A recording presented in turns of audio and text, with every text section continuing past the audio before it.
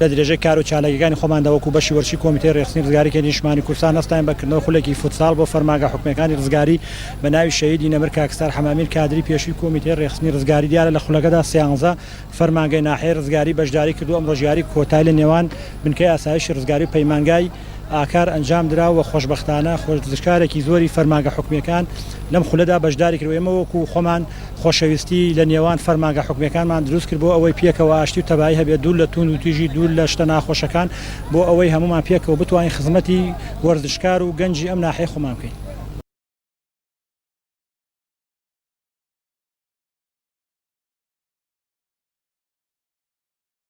خۆشیەکەین لەبەرەوە ئێمە خۆشحاڵین بەم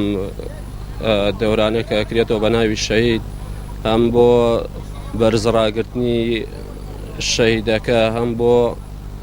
ئەوەی کە شتەکان زوو وەک بیرخستنەوەیەک